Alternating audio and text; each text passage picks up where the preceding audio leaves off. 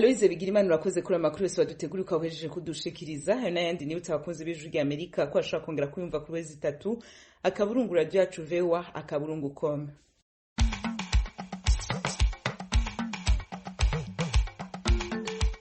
Nongere ndabashimire ko mandane yakumviriza ijwi rya Amerika isamira na Washington DC mu Kirundi no mu Kinyarwanda. Mu Burundi muriko mutwumva ku mirongo migufi ya shortwave kuri metero 25, 31 na 41. Mu Rwanda tukaba kuri FM 104.3 vy'ijwi rya Amerika.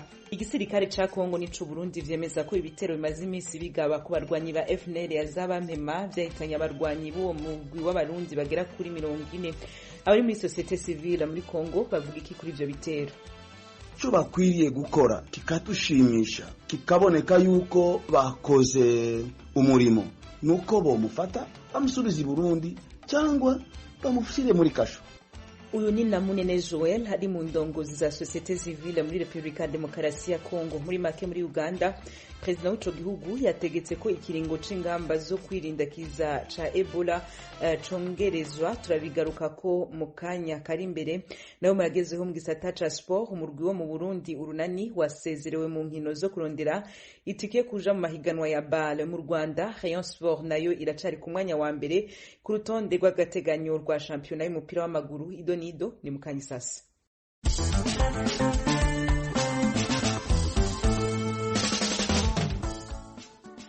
Reka tuhera no makuru yacu mu y'umutekano. Igisirikare ca Republika Demokarasi ya Kongo gifatikanije n'igisirikare c'u Burundi bitangaza ko vyihisha abarwanyi 40 b'inyeshamba z'abarundi ba FNL yanzabampema ni muri territoire ya Mwenga intara ya Kivu y'Epfo. Ibindi kuri no nkuru na mgenzi wacu Vedaste Ngabo.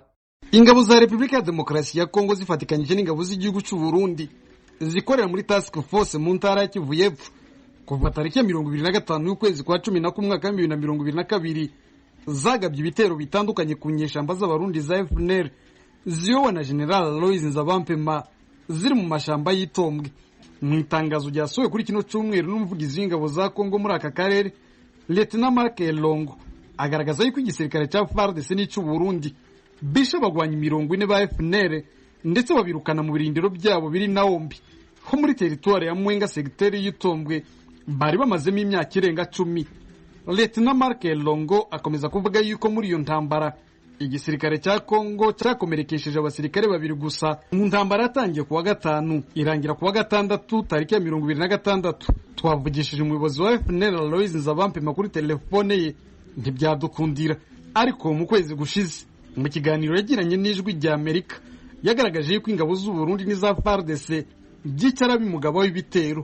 Mu gatondo ka karitati neza gatondo niho abasirikare b'abarundi batadukanije n'abasirikare ba Kongo batera ahari ibirindiro byacu biri za Namarama na Kirazi. Bari baje bava ku mapozisiyo ya Masango na Maheka ngo bazana inzira zose baciye naho bisa mu bitaka batera bumba batari aho bitabisaka baraza barasaka abasirikare bacu aho bari, ariko abasirikare b'abarundi n'abakongomani aho baje babatwara birukanye tubakiza aho baje bava.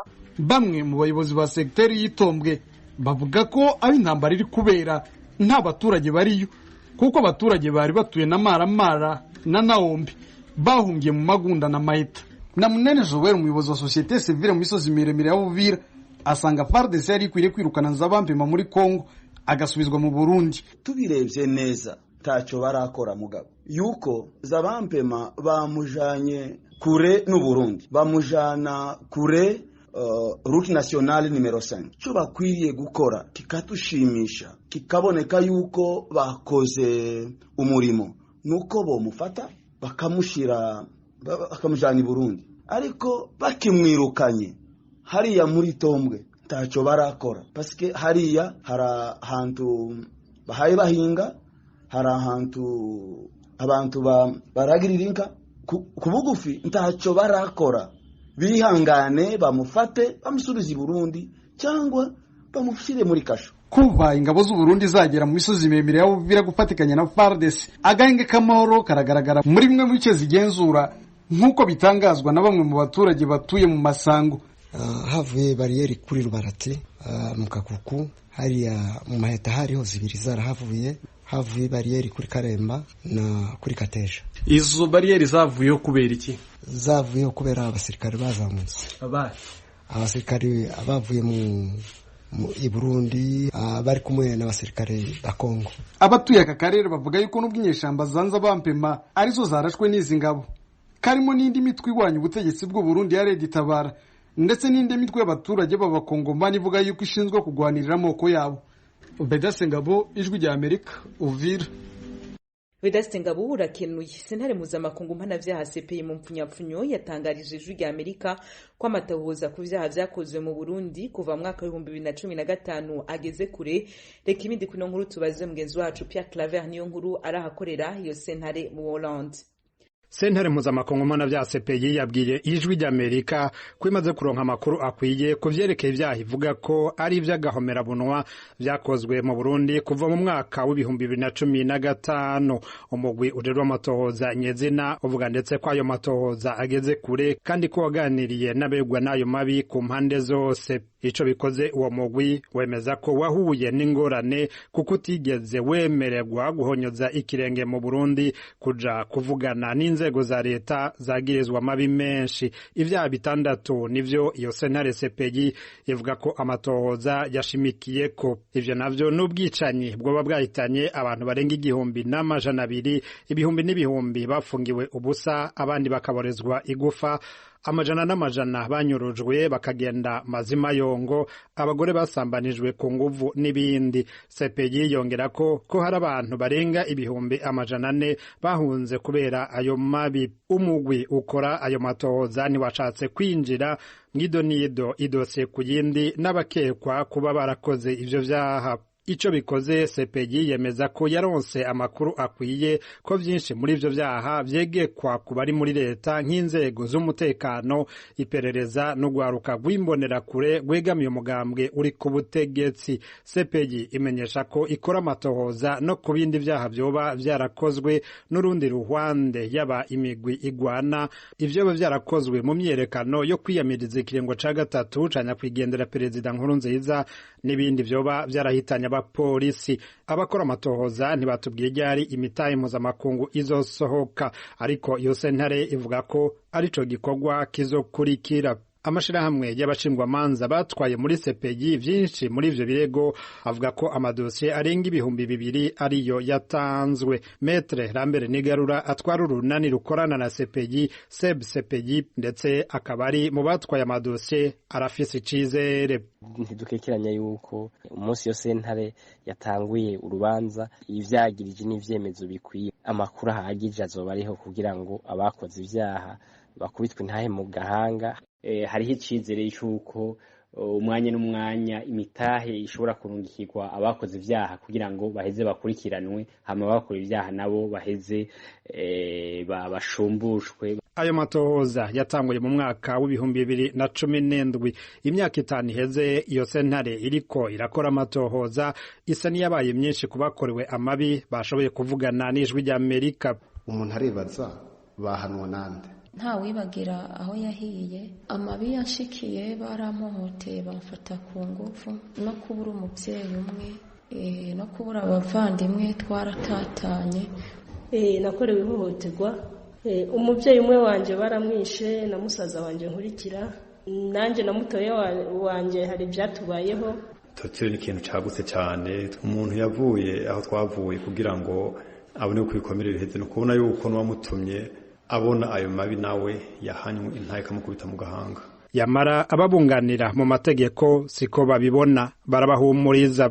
Nivyo imyaka 5 simike ku muntu aba yarakorewe ivyaha, ariko uravye uburyo abahinga biyo sentare bariko barakora kuja kuraba abarokotse, abacitse ku icumu, abakozwe ko n'ivyo vyaha mu bihugu bitandukanye bahungiyemwo, twavuga yuko bitahuritse. Twagerageje kurondera umuvugizi w'ubushikiranganje w'ubutungane Donavine Niyongere, ariko ntiyashimye kugira ico ashikirije kuri iyi nkuru.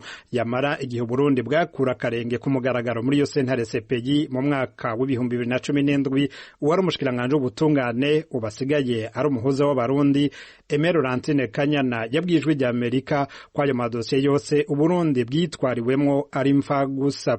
Ntitwaje kuvuga yuko mu Burundi ivyo vyaha bitazohana.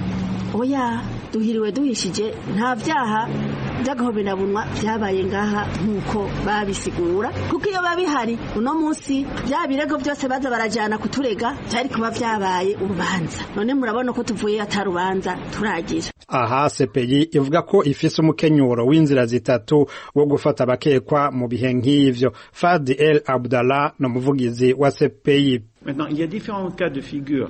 Abantu bashobora kwishikana bonyene ubwabo imbere ya sentare nk'uko n'ahandi kw'isi bimaze kuba, bashobora gufatirwa mu bindi bihugu bari mu ngendo. Hari n'igihe imitahe igirwa ibanga ukekwa agatembera ataco ginona, tubonye agiye aho yofatwa vyoroshe tugaca tubivuga ko hari umutahe umurondera. Abantu bashobora gukingirwa n'ubutegetsi igihe kanaka yamara mu nyuma bigahinduka. Amayeri ni menshi dukoresha. Il y a différentes stratégies qui peuvent être mises en place. Leta y'u Burundi yagiriza iyo sentare kubikoreshwa n'abatavuga rumwe na leta hamwe n'abashatse gutembagaza ubutegetsi mu mwaka w'2015.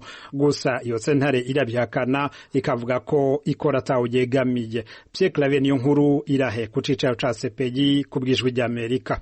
Ijwi ry'Amerika akanya na ka sport no muzito ahera mu Burundi.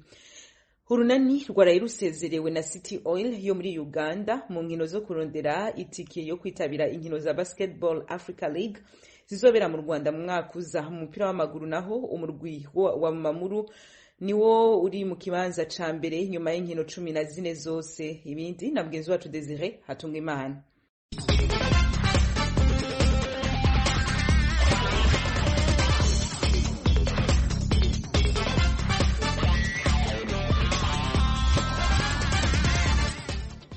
Ihiganwa ry'umupira w'amaguru mu Burundi kuri no w'Imana niho ryasozera indwi igiriya 14 mu nkino zabaye. Flambeau du Centre yatsinze Burundi Sport Dynamique ibitsindo 2-1 na Tigre Noir nivyo yatsinze Rukinzo. Magare Young Boys yatsinze Buja City ibitsindo 2-0 na Interstar yatsinze Top Junior 2-0. Kayanza United yatsinze Aigle Noir igitsindo 1-0.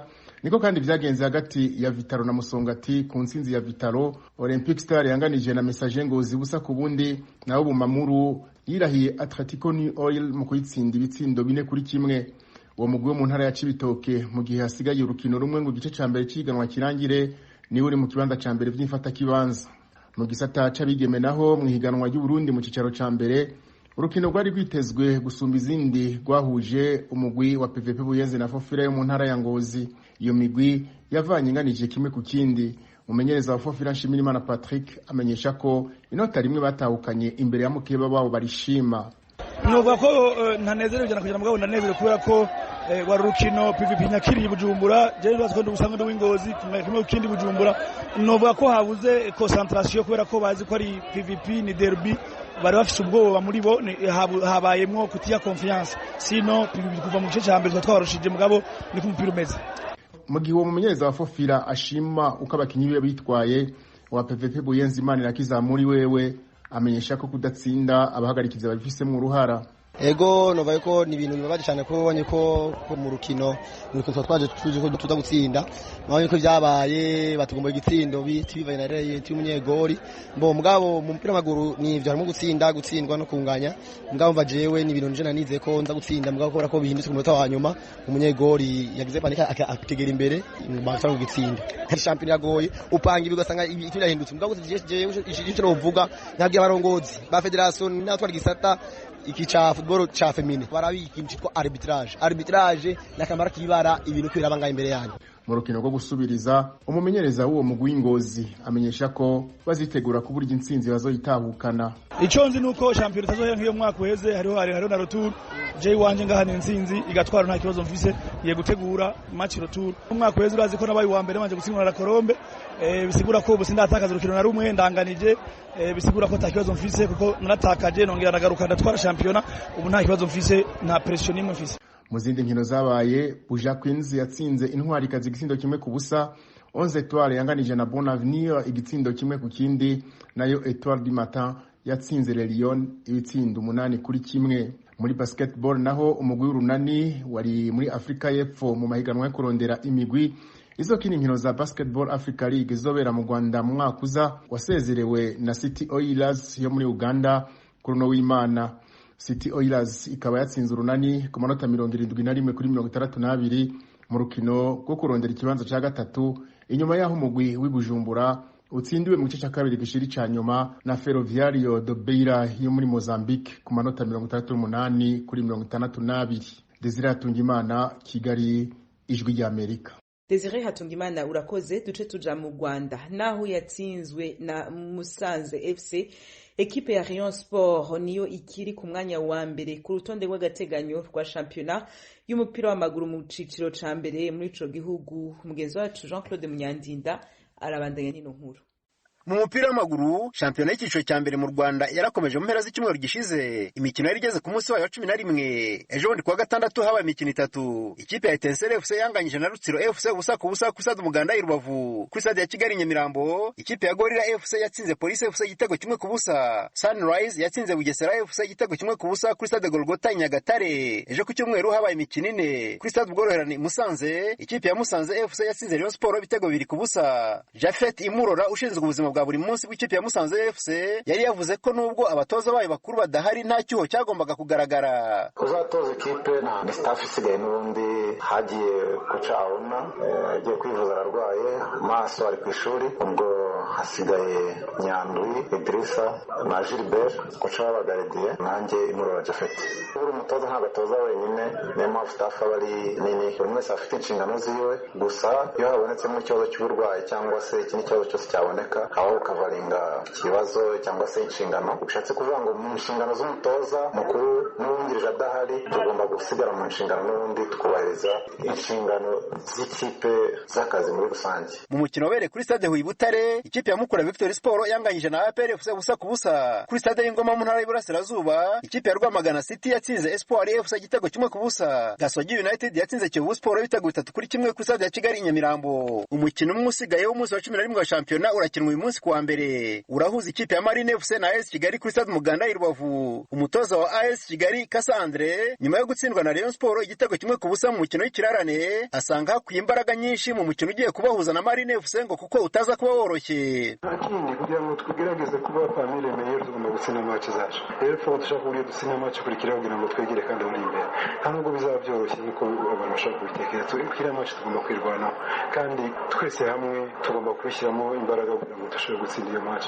Kugeza ubu ku rutonde rw'agateganyo rwa shampiyona ikipe ya mbere ni Rayon Sport ifite amanota 22 kuri 30. Ikurikiwe na Kiyovu Sport ku mwanya wa kabiri n'amanota 21 mu mikino 11. APR FC ni ya gatatu n'amanota 19. Ku mwanya wa kane turasanga Gasogi United ifite amanota 18. AS Kigali ifite 17 ikaza ari ya gatanu. Ikipe ya gatandatu ni Gorilla FC na ifite amanota 17. Musanze FC na ifite 17 ikaba ari ya karindwi. Ikipe ya munani ni Police FC na ifite amanota 17. Mukura Victory Sport ni ya 9 n'amanota 18. Bugesera FC na ifite 14 ikaza ari ya 10. Ku mwanya wa 11 hari Etincelle FC n'amanota 13. Sunrise ni ya 12 ikagira amanota 12. Ya 13 ni Rutsiro FC ifite amanota 10. Ikipe ya Rwamagana City na ifite amanota 10 ikaba ari ya 14. Espoir FC ni ya 15 n'amanota 7. Ku mwanya wa 16 hano wa nyuma turahasanga Marine FC ifite amanota 5. Yari Claude Munyandinda i Kigali.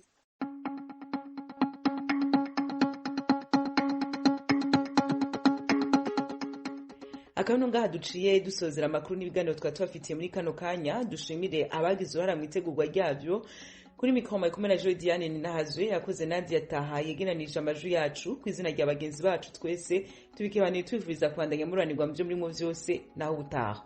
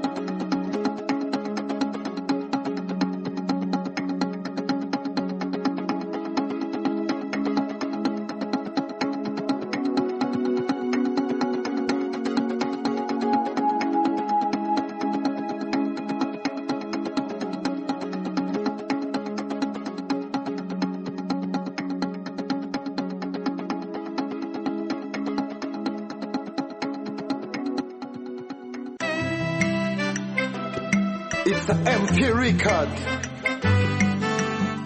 Dr. Mash Production. Holy Seven, your smile. Nasikiliza sauti ya Amerika. Tusikilize sauti ya Amerika. Ielewe, ielewe. Nasikiliza sauti ya Amerika. Tusikilize sauti ya Amerika. Taarifa ya habari ya ukweli. Ielewe, ielewe. Vipindi vya furaha, amani, umoja na upendo. Vipindi vya furaha, amani, umoja na upendo. Dusangire ijambo yahuje benshi. Muri sanga yakonse byinshi. Agasaro kaburaga kabonekeye benshi. Aha, kabonekeye benshi. Ejo heza nayo yakoze byinshi. Dususuruke na muzika yakoze byinshi. Americana, iwanyu mu ntara. Ejo heza nayo yakoze byinshi. Dususuruke na muzika yakoze byinshi. Americana, iwanyu mu ntara.